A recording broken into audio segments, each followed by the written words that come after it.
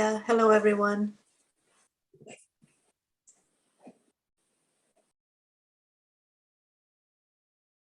Hello, Eileen.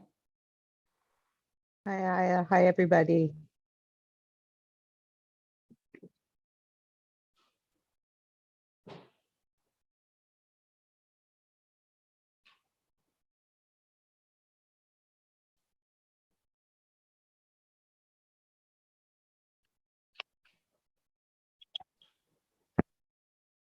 So we're at our time, and as usual, we're waiting just a couple more minutes for folks who are continuing to arrive and settle in.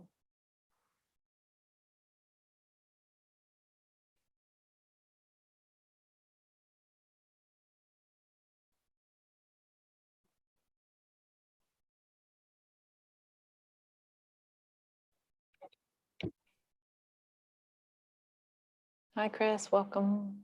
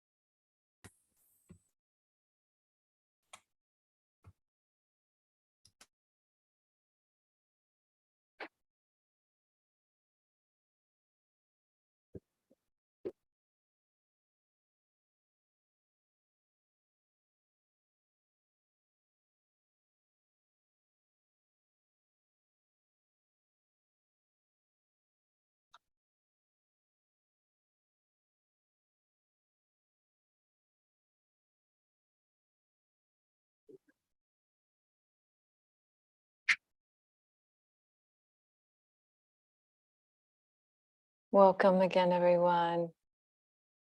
Good evening, good afternoon, good morning, whatever part of the world you may be in. It's good to see you, good to have you here. And please go ahead and mute your mics. And as usual, we're recording there to YouTube. So if you want to leave your camera on or off, either way is okay.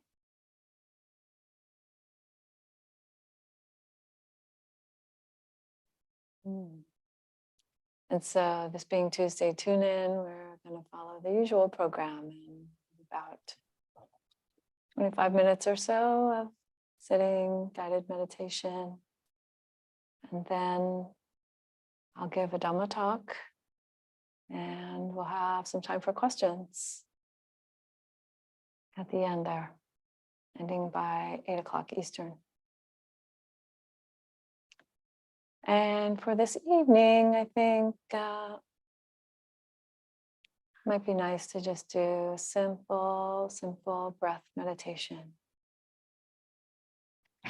So you can go ahead and begin to settle into your meditation posture.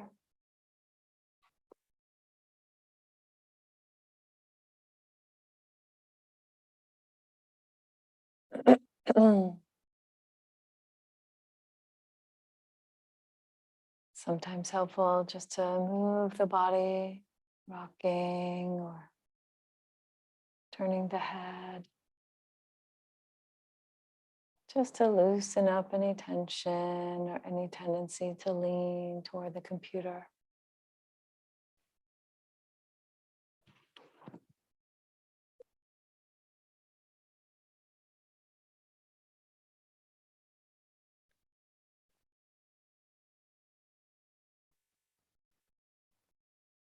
And sensing the weight of the body on your seat.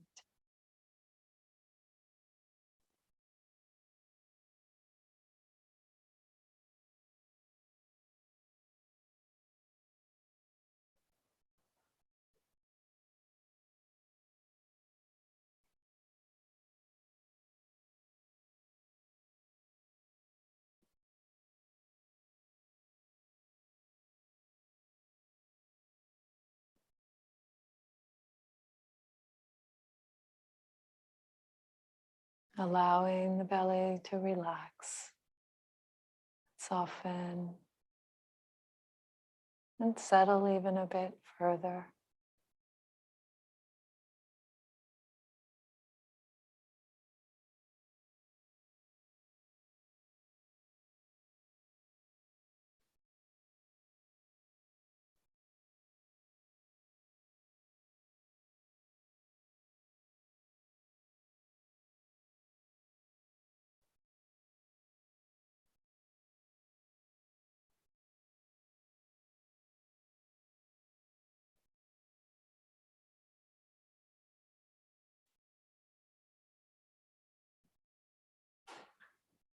And allowing the spine to come into alignment, bringing you into an upright posture as best you can.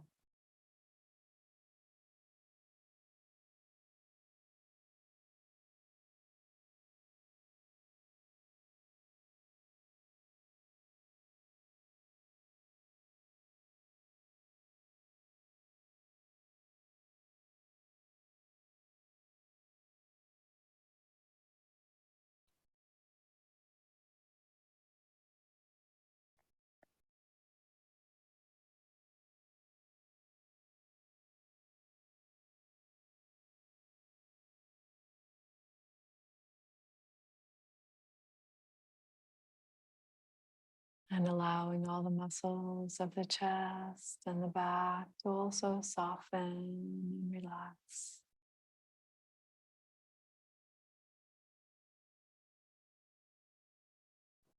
Leaving plenty of room for the breath to breathe the body.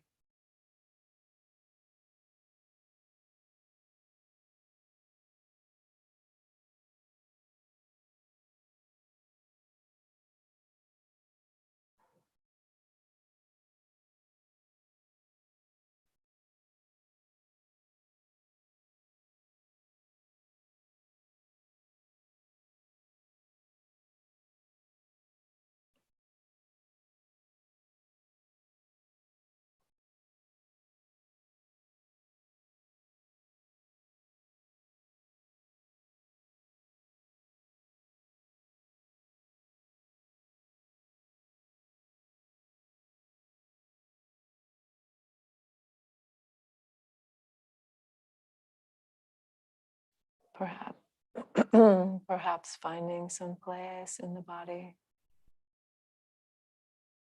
where you can rest the mind on the sensations of the breath.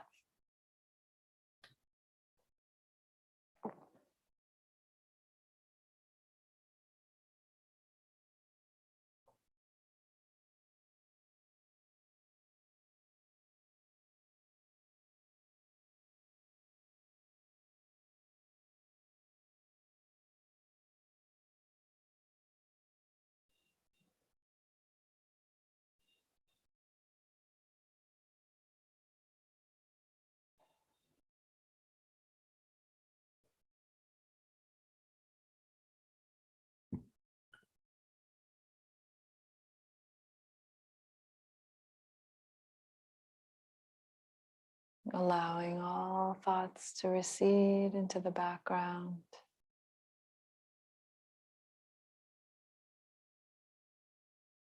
And the mind resting on the flow of the breath. Breathing the body.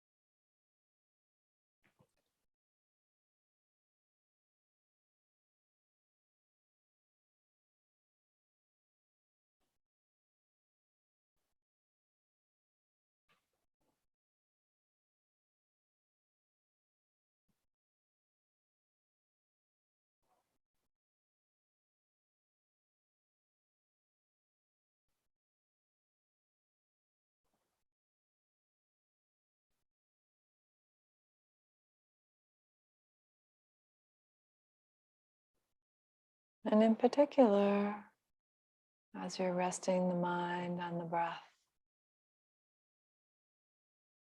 perhaps beginning to notice the endings of the breaths, the point at which the flow stops and the pause begins.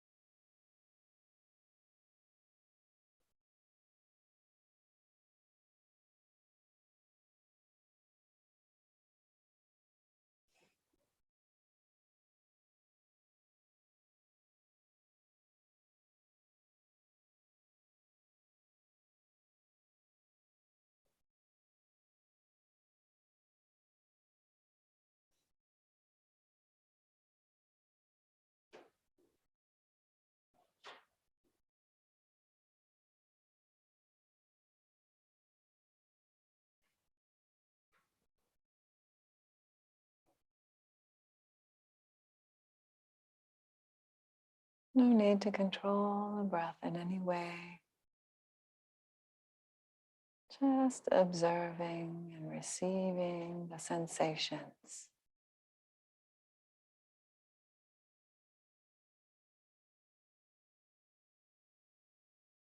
And looking carefully at endings.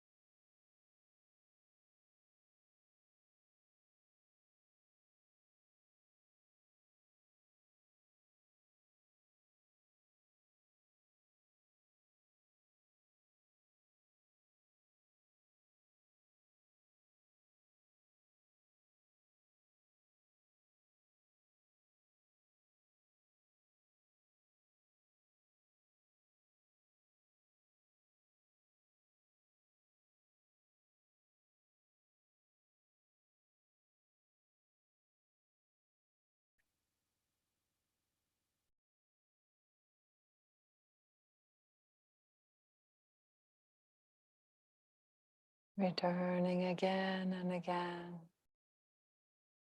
to the felt sensations of the breath.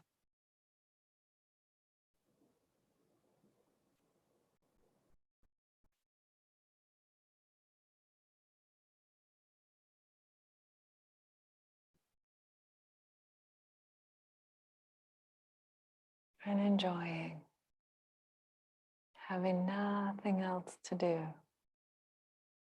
but sit and observe.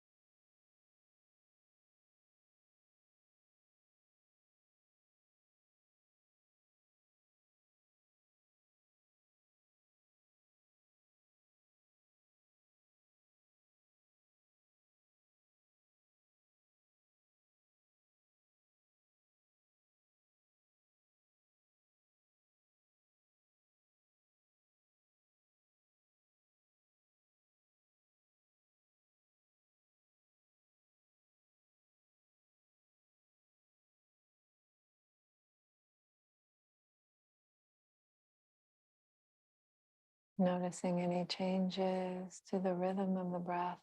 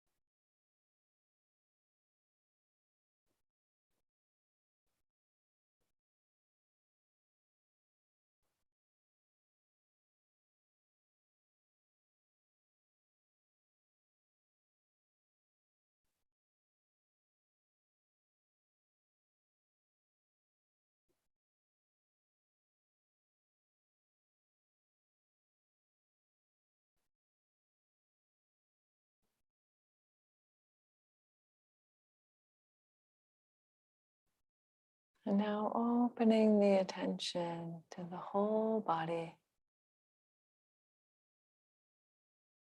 The whole body from head to toe.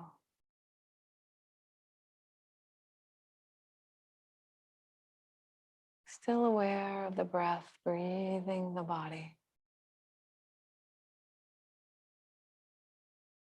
Just allowing that attention to encompass the whole body.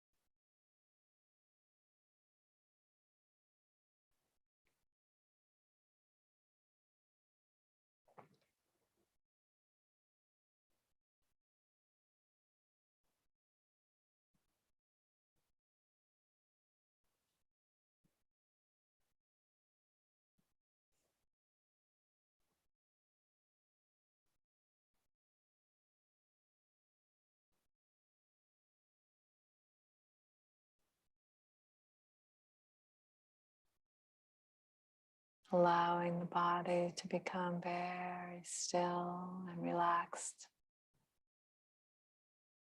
Even more settled on your seat.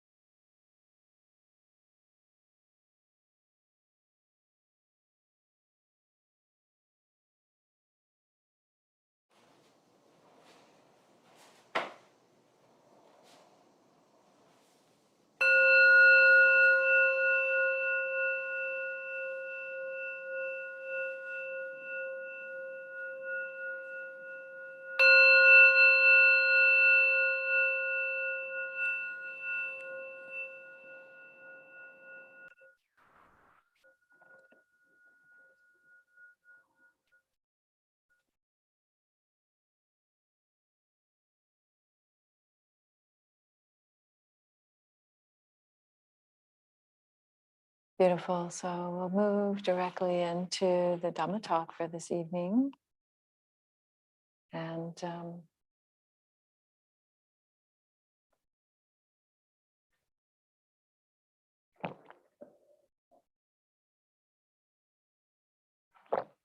as usual, I want to begin with the homage to the Buddha. Namo tassa bhagavato arahato samma sambuddhassa.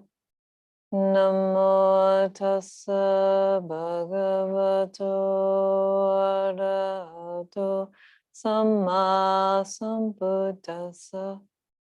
Namo tassa bhagavato arahato samma sambuddhassa.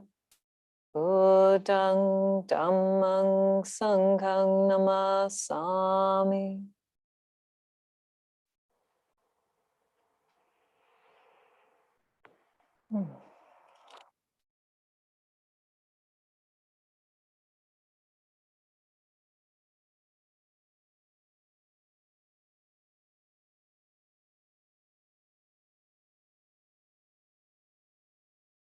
This evening, I would like to talk about the sense of identity.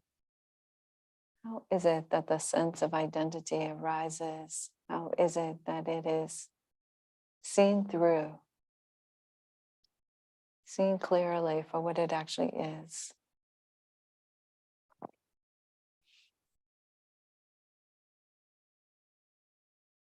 And this exploration is going to be somewhat far-ranging because of the sutta that I want to reference. And it's a teaching from Venerable Mahateri Dhammadina. She was an enlightened nun of the Buddha's time. She was actually named by the Buddha as the foremost of the nuns in the exposition of the Dhamma. She was really very, very highly praised by him. And in the Majjhima Nikaya, in the Middle Length Discourses, what we see is there's a longer discourse on a series of question and answers. And that is a series of a conversation that happens with Venerable Mahatera Sariputta.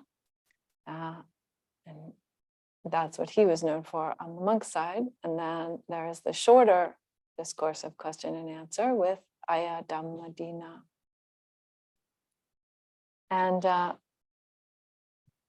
it's a particularly interesting discourse because it's actually a conversation with her ex-husband, the man that she was married to before she went forth and became a nun. And his name is Visakha. And so, according to the commentaries, Visakha was a non-returner. So, in the Theravada way of thinking of things, and the early Buddhist way of thinking about enlightenment, there are said to be 4 stages of enlightenment. And so one is the stream enterer, one is the once returner, one is the non-returner, and then the arahant or arahanta, in the case of a woman.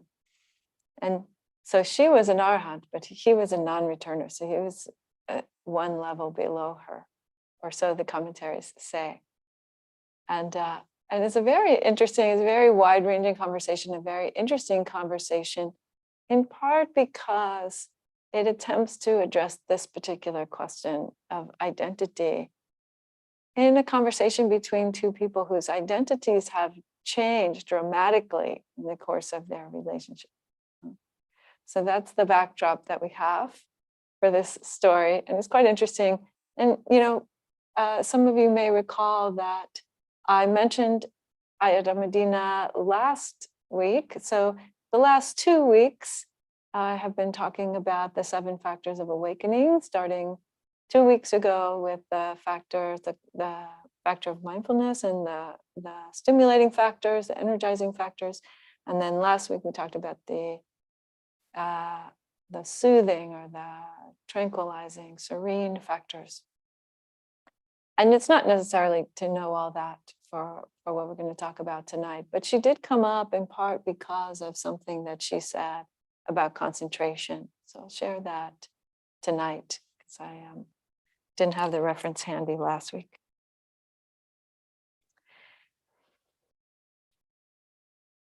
And before I even say any of that, I want to say the question of identity is one that that is up for all of us.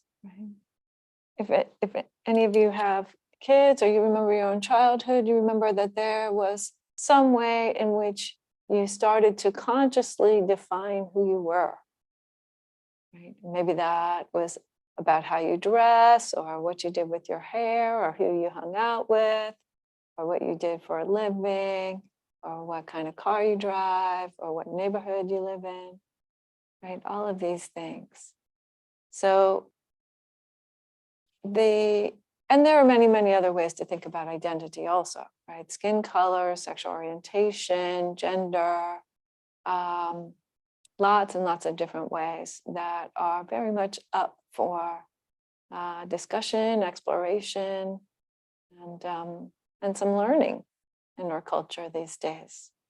So I think that's another important backdrop for us to keep in mind when we look at this teaching, and maybe some of that will also come up in the question and answer time that we have here later. Not the question and answer with Dhammadina and Visakha. That's where we're going to start. So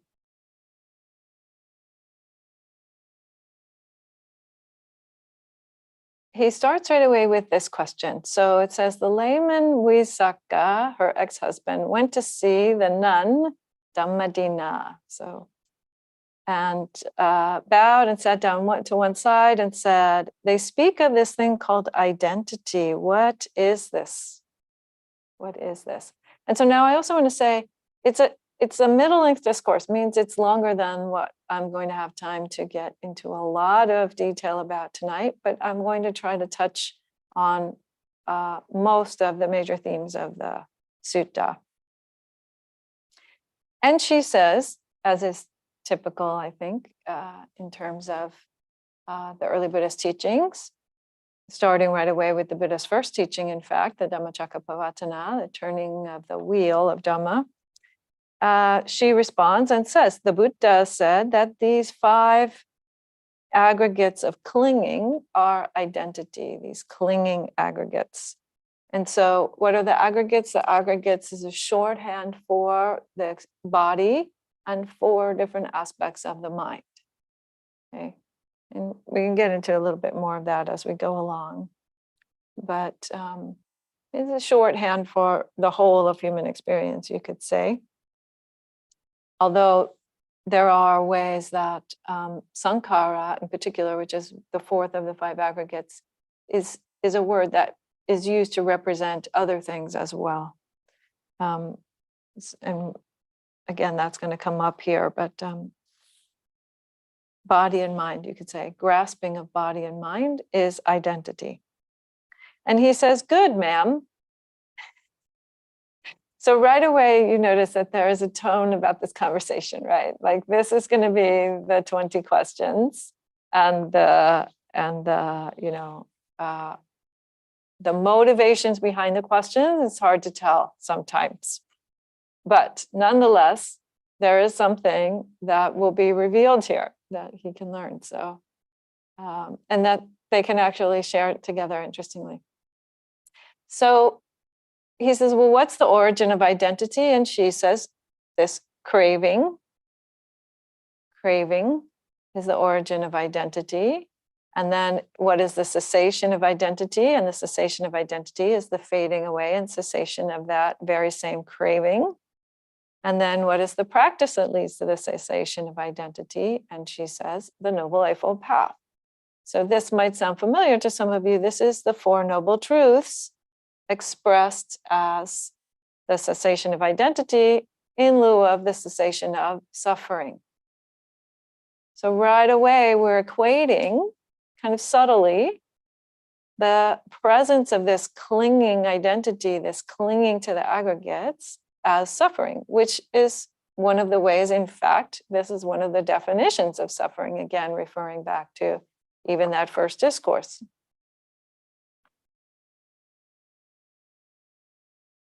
And so we may want to question that. Why is it that clinging to these things is suffering? Why is it that the clinging or the grasping or the craving for an identity is dukkha? It's going to lead to unsatisfactoriness.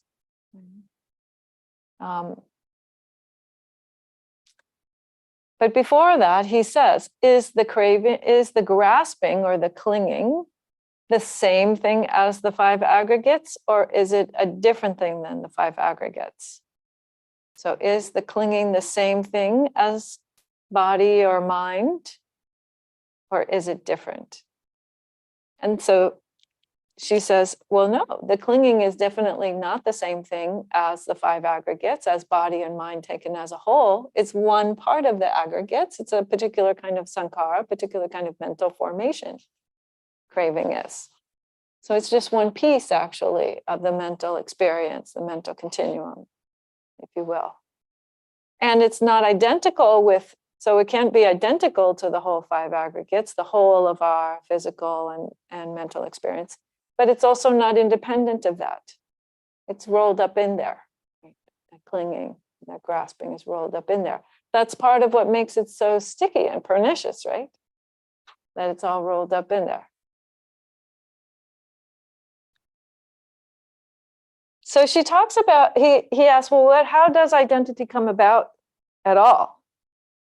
And she says, well, when folks haven't heard the good Dhamma, then they do these 4 things with the aggregates. And she says, they regard form as their self. Self as having form in the self or self in form. So form means the body and things that emanate from the body. Right? The material aspect, the physical aspect of experience. So to say that people regard form as themselves, as their self, their sense of self, means I think I am my body. Right? Very common.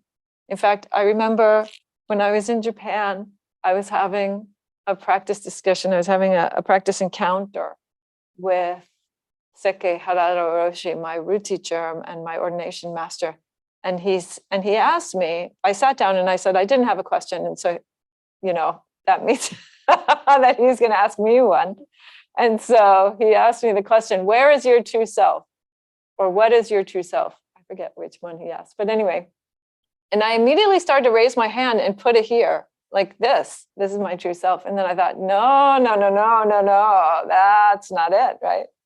But in that moment, I was totally flummoxed because I couldn't think of anything other than my body as my true self. I was really stuck right there. So I got wrung out of that in like 30 seconds later. That was end of practice discussion that day. Ta-dang! You got your lesson in the first 30 seconds. Then you got another 30 seconds to think about it. Boom, you're done. You're out of there. So this is a very common thing. Right? And you can see this in the world, folks who get really, really identified with their bodies, right? And then self as having form means the feeling of, I own my body. I own my body. This body belongs to something called me. Right? And then the next one, form in self. So this means something like, you think of yourself as being like the whole universe, and you might hear this in some of the Mahayana traditions, actually. You think of self as being the whole of the universe or the whole of the earth or whatever. And then this form, this body, this physical body is just part of that. But actually, again, that's a misnomer. The idea that the self is the whole of the universe is actually, it could be seen as like an incredibly arrogant idea. Like it's all me. Right? But it's not all me, right? I mean, there is some physical and energetic phenomena in which this thing that I call me, is integral. I've kind of woven into the fabric of the physical and energetic phenomena of the universe. And so, okay, yeah, we could say to some degree that I'm interconnected with all of those things by some degree of distance, either immediate or very far. But to say that it all is myself, again, it begins to like solidify around just a larger identity, a bigger identity than this body, for example. And then self in the form. This is one that I encountered quite a bit in the hospital. And I'm not sure if it was more obvious when I was a chaplain in the hospital because of the nature of hospital care, or if it was just something that, coincidence that I was running into people. But self-informed means like you think that yourself is some part of your body. So like you think your brain is yourself. Or some people get really obsessed about the pineal gland, or, some other, some spot in the middle, in the center of their solar plexus or whatever. People can get some idea that there is a self embedded in some physical part of the body, right? And similarly, you would take all the other 4 aggregates and look at it from these 4 perspectives. So it's said to be 20 kinds of self-view, right? These 4 kinds of mistaken view of self within each, applied to or thought of as relating to each one of the 5 aggregates. But if you look at the one of consciousness in particular, again, I think consciousness, especially for Westerners, can be one that is often happening like this, right? I think I am my consciousness. I think that I own, my consciousness belongs to me. Or I think that my consciousness is within my larger self. There's some universal self, some enormous self, and then this consciousness is within that.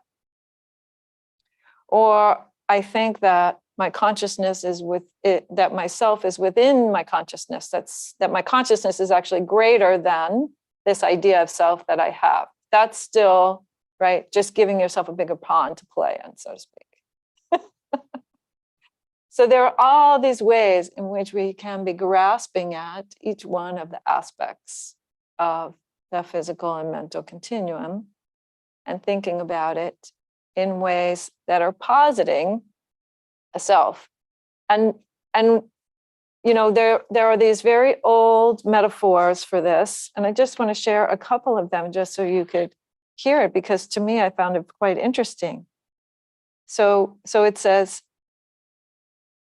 I'm not going to go through all of them, but just one in particular. So it says, to see oneself as in material form is like a jewel in a casket, right? Like a jewel in a casket. So the body itself would be the casket, and the jewel would be whatever thing you think is yourself, your brain, or again, your pineal gland, or your solar plexus, or whatever part you. So do you see? So this a way of thinking about, and again, you hear this sometimes in certain Dharma teachings, like, oh, the thing that makes you special is like a jewel in your pocket. But that's absolutely not it. The thing that makes you special is that you are a unique constellation of energy and matter, and that's all according to these, huge universal principles, like nobody else's particular energy and matter. Not like one piece of you is good or okay or Dharma. The whole thing is an expression of Dharma. Otherwise, Dharma wouldn't be a representation of reality. It would be only representing one little piece of reality. So anyway, so there are these lovely ways in which we make some mistakes about what it is that we're working with here. And then she goes on to talk a little bit more about that. And they talk quite a bit about feelings. But it comes to this very interesting question. So he circles back to this aspect of the path as the way of sort of seeing through these errors in identity. And then he asked the question, Visakha asked Aya Dhammadina the question, and he says, is the Noble Eightfold Path conditioned or unconditioned? And she replies the obvious answer, which is the Noble Eightfold Path is conditioned. But what does that mean for us? That's a huge statement.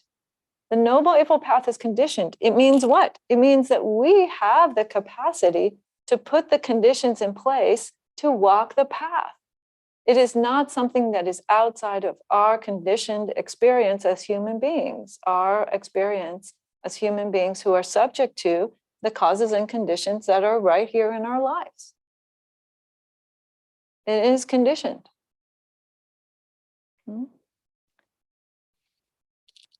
And then they talk about the three larger categories. And she says the path is actually within the three larger categories of Sila, Samadhi, Panya. So the path is actually within the categories of virtue and mental clarity and wisdom. And this is where it comes to the part about concentration, or what Bhante Sujato, so I'm using Bhante Sujato's translation from Sutta Central, and what he likes to call immersion, which I like that translation for samadhi. It's a very kind of visceral experience like that you could relate to what immersion feels like. Or absorption is the other term that's used, which I think is quite accurate, actually. Quite accurate. So he says, well, what is it? What is absorption, and what is the foundation of absorption, and the prerequisites in the development of absorption? Because that is a whole category of the path, right? Those are the last three of the Noble Eightfold Path, are effort, mindfulness, and samadhi, absorption, right? Effort, right mindfulness, right absorption. So 3/8 of the path is specifically around that, around development of the clarity of the mind. And again, she gives this very succinct and very powerful lesson. So she says, unification of the mind is immersion. Or we could say unification of the mind is absorption. And for this reason, it's best not to use this term of concentration for it, although concentration is the term that's often used to translate samadhi. And why? Because this other word, unification, is a translation of the Pali word ekagata. Ekagata. And ekagata means, eka means one, and the gata is the forming or the bringing it together. And so the unification is, again, that's what's happening with the mind. So sometimes you all have heard me talk about samadhi as the mind. If you think about your everyday, normal, typical mind state, is like an octopus, right? You got all these little arms out there grasping at stuff, sticking stuff, trying to put it in your mouth, all this movement going on all the time, right? It's always going out, grasping, grasping, grasping, grasping, grasping. Right? That's the octopus mind. And then the absorption is bringing all those tentacles in, right? All those tentacles, they stop going out and grasping other things, and the mind turns in on itself. Right? And it doesn't stick to itself. That's why that's the end of grasping there. Right? Just like the octopus, the little tentacles, the little pods there on the, I don't know what they're called, but they don't actually stick to the octopus itself when the octopus brings its little arms in. So that is a way, a sort of metaphor of thinking about, what are we talking about when we talk about absorption of the mind, right? Like bringing it all in, not narrowing down the scope, right? Not tightening, but like, right, just allowing all that grasping stuff to stop happening and sort of rest here in our little cozy cocoon. Yeah. So Very important teaching. And then she says the 4 foundations of mindfulness, the Satipatthana, 4 foundations, or the 4 stations of mindfulness meditation are the foundations of absorption. So how do you attain this how do you begin to clarify and unify the mind like this? Well, you begin with mindfulness. And with mindfulness of what? Well, mindfulness of the body, right? Mindfulness of the feeling tones. What are the things that are happening when the body comes in contact with the environment? That sparks a mental phenomena called the feeling tone or Vedana, sort of very low level sense of whether it's okay or not. And then mindfulness of the mind.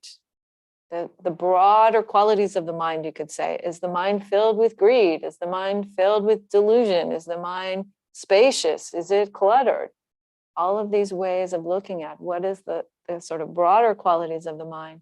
And then finally, mindfulness of the Dhammas. And the Dhammas are the sort of principles or the specific groups of qualities that either lean toward liberation or lean away from liberation. So we see a set of 5 hindrances, or I love the translation in Spanish is obstáculos, obstacles, right? Obstáculos, the hindrances are like putting, barriers between the mind itself, the consciousness itself, and the phenomena that you are trying to see, whether it's a mental phenomena or a physical phenomena. And then the 5 aggregates, that's one of the frameworks that the Buddha gave for us to start paying attention mindfully, again, to mind and body. And then the 6 sense bases. What is 6 sense bases? It's 5 parts of the body and the mind. So you're getting the trend here?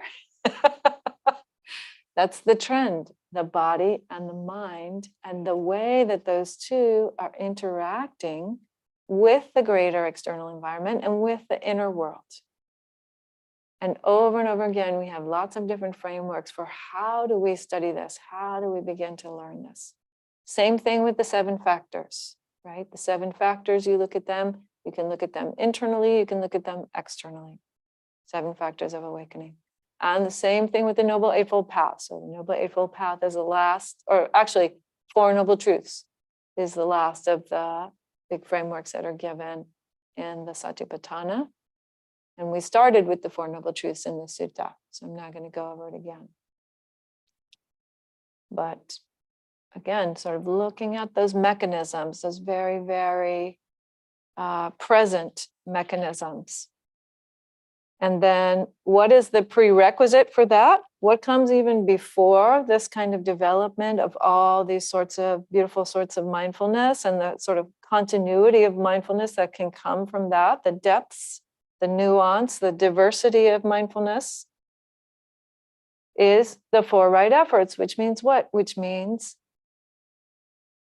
leaving behind unwholesome qualities and fostering the wholesome qualities as much as possible. So leaving behind things like those obstacles, those hindrances, and fostering those factors, those awakening factors, fostering the stability of the mind, the mind's, all of if you look at the factors there, the 37 wings to enlightenment, as they're called, they're all eventually leading to this possibility of clarity.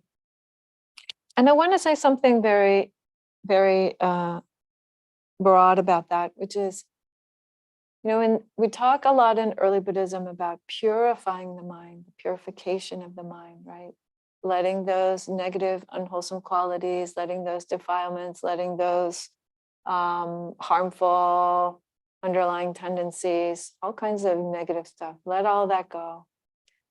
And also eventually let the wholesome go. But the purification of the mind, I want to say, this is in the larger, in the most holistic sense, the mind is pure. The mind is mere function. we add this thing about pure or impure. That is like a judgment, right? About the different qualities of mind and which are the ones that foster clarity or foster awakening. And we need to do that. That's a skillful thing to do.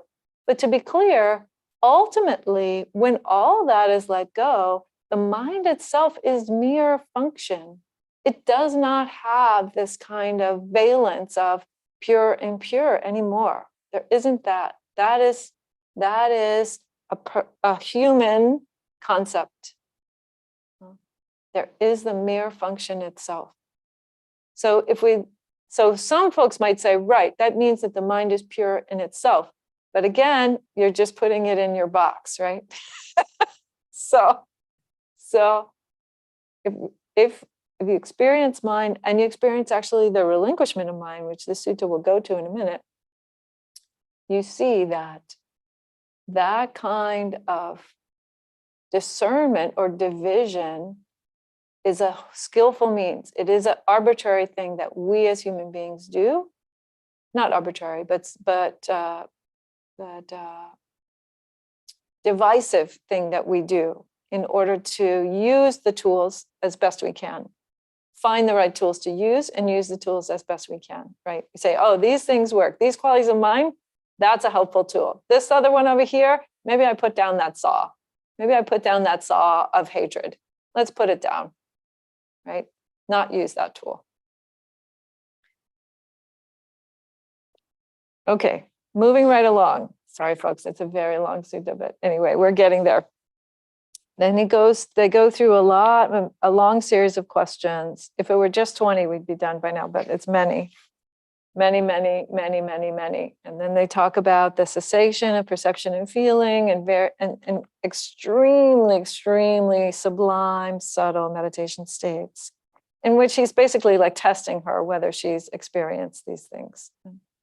That's basically what I believe is happening in these questions.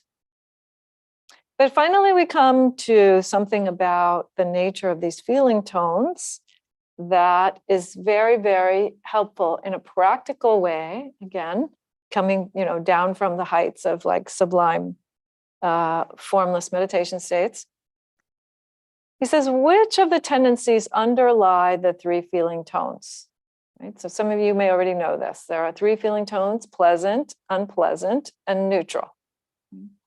And typically the tendencies are that the tendency is toward greed or toward grasping of pleasant things, toward aversion or resistance or pushing away of unpleasant things, and toward ignorance or just sort of literally ignoring the neutral things. We can't even find them a lot of time.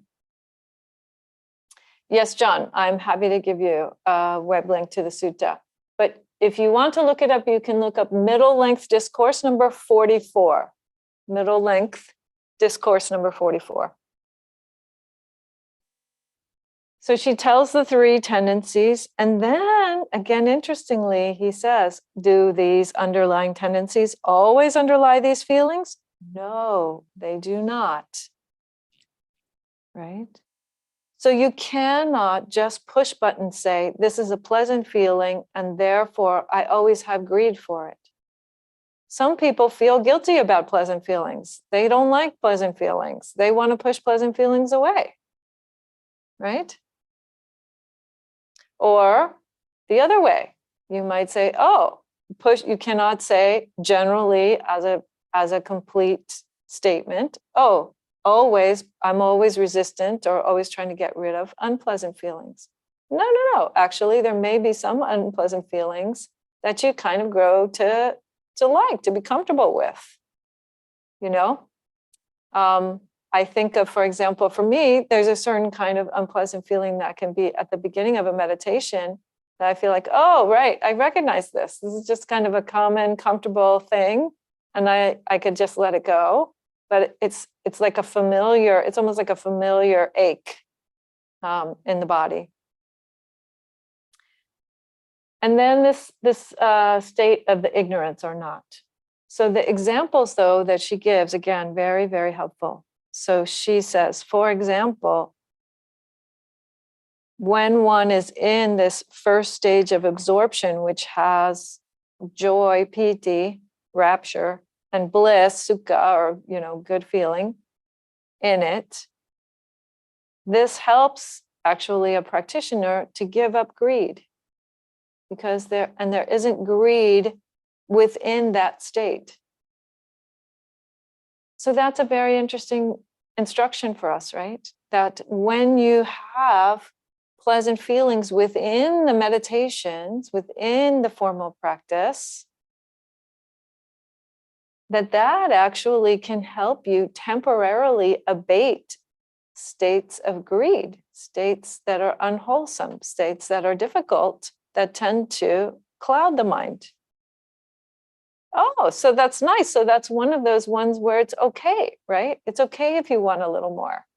I was talking with a student recently and I said, there's even a sutta in which there's a Brahmin who approaches the Buddha and he says, oh, all of your students are addicted to pleasure, which they thought was a bad thing, because actually it's not a Brahmin, it's an ascetic. Because the ascetics of the Buddhist time thought you were supposed to be mortifying the body, right? You were supposed to be like really making pains to your body in order to advance spiritually. And the Buddha said, oh, yeah, they're addicted to the pleasure. They're addicted to the pleasure of the first absorption state, and they're addicted to the pleasure of the second absorption state, and they're addicted to the pleasure of the third absorption state, and they're addicted to the pleasure of the fourth absorption state. And that's how they realize enlightenment.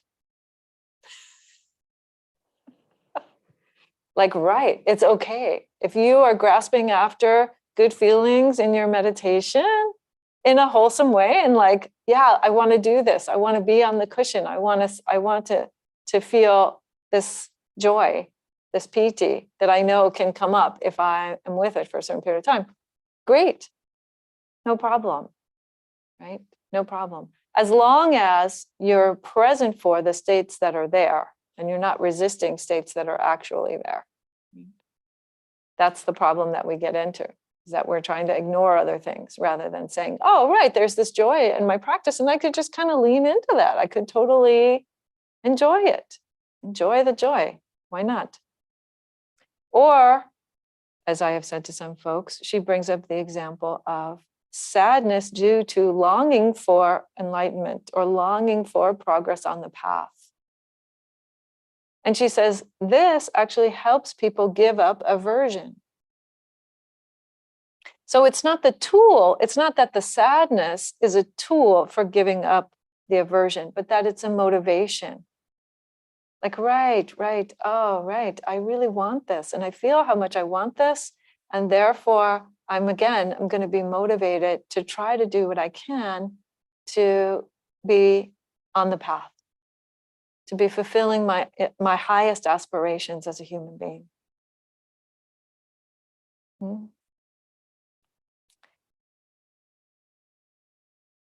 And then finally, she talks about the fourth absorption state and the neutrality of that, which is without pleasure or pain and is based in equanimity. And that ignorance is temporarily abated there. It's not that there is ignorance associated with that state of neutrality.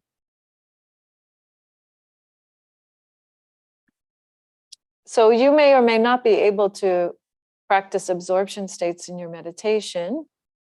But if you're having meditations that lead you to feel a little bit more at ease, a little bit more tranquility, a little bit more quietness in the mind or slowing down of the mind, then wonderful.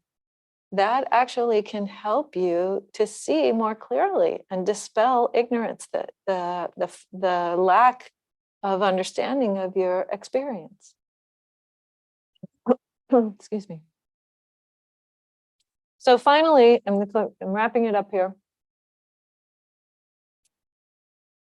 We go through this very rapid fire last set of questions. And he says, well, what is the counterpart to the neutral feeling?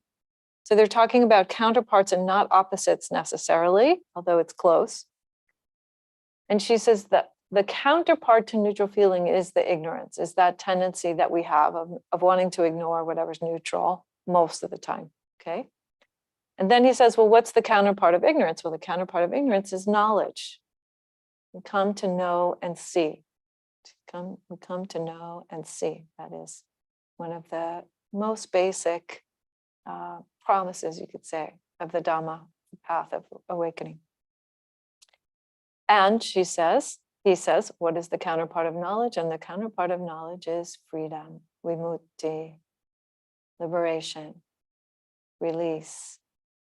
We say in English, we say, the truth will set you free. Well, in regards to the Dhamma, in regards to the 5 aggregates, in regards to body and mind, the truth will indeed set you free.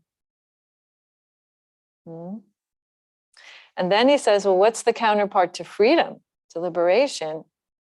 And she says, well, the counterpart to freedom and liberation is nibbana, to experience the unconditioned. So the path is a completely conditioned path, and it leads to something that is not itself. It leads to the experience of the unconditioned. And everything we know, unless we have tasted nibbana, everything we know is conditioned. So it's very hard to imagine even what that means, what that is. I won't even try to put a concept on it, although there are many sort of synonyms for nibbana. It's not a band, however, that's not what we're talking about, right? But then the key question, he says, what is the counterpart of nibbana? And she stops and she says, your question goes too far, Visakha. You couldn't figure out the limit of your own questions. Because the unconditioned does not have a counterpart. The end of the path, the goal of the path, the culmination of the path is it. That is the culmination, period. It's not comparable to anything.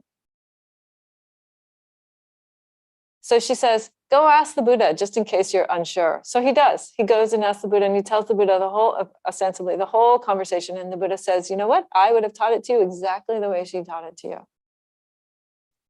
Exactly the way she taught it to you. I have ultimate confidence in exactly what she said to you. And then the killer phrase at the very end, satisfied, the layman Visakha was happy with what the Buddha said.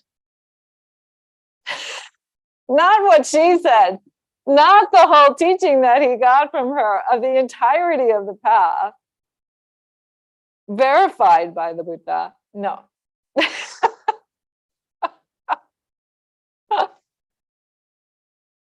So with that, I will end by saying that identity is a very complex function, and yet it is one that is right here in front of us. It couldn't be any further than your nose.